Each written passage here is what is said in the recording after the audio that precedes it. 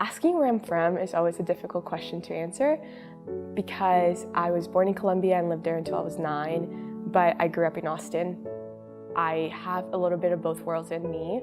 My family is from Colombia. Both of my parents worked for the government and we sought political asylum when I moved here, and I got to become a citizen like 3 years ago. So it's definitely like a process of knowing and figuring out where I'm from.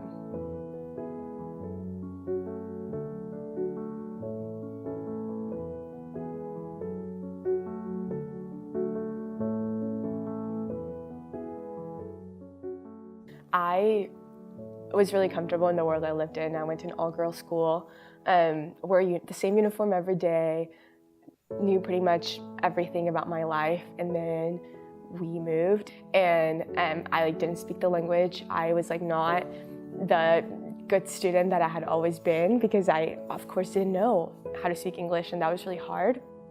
And so I hated going to school.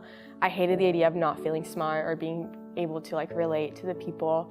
After getting to go to public school in Texas and getting to realize that really education matters according to where you live, and your zip code determines your success sometimes, and realizing that was really not fair.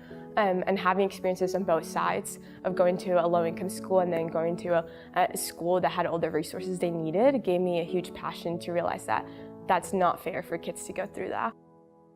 So this summer, I got to intern in the White House Initiative on Educational Excellence for Hispanics. And it is essentially an office that was created through an executive order by the White House to really help bridge gaps between education for Hispanic children all over the country. Interning in my office was a really, really awesome experience professionally, but I would say more than that, it was a very challenging experience personally. I have never really reflected on what being Hispanic or what it meant to be Colombian and be now a young professional in America, and that was really interesting because I realized there are parts of who I am that I had somewhat forgotten about or just had lost touch with.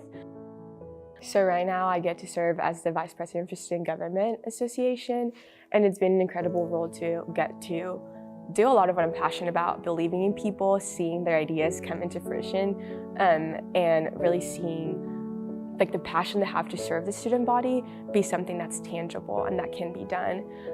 At the same time, now I'm getting to serve as the commissioner for the Diversity Commission, and diversity is something that I've always been passionate about through my time in student government and through my time at TexasA&M. So I think for me, yes, I have a passion, and I think I can relate to students on campus in a way that some other students may not, by being Hispanic and by having a similar culture and by knowing what maybe life at home looks like. But at the same time, I don't think that, gives me the permission to not worry about students that don't look like me or students that may have very different experiences, because those experiences are the Aggie experience too, and they're so valid. And if they don't see it themselves, that somebody loves them enough and cares for them enough to be able to bring that out of them. So getting to unravel that identity of who they're called to be, I think that's my biggest passion. Also just justice. Everyone is deserving of opportunity, and everyone is deserving to have the freedom to live a good life and to fight for a good future, for their family and for themselves, because they're worthy of that. I'm Valentina, and this is my story.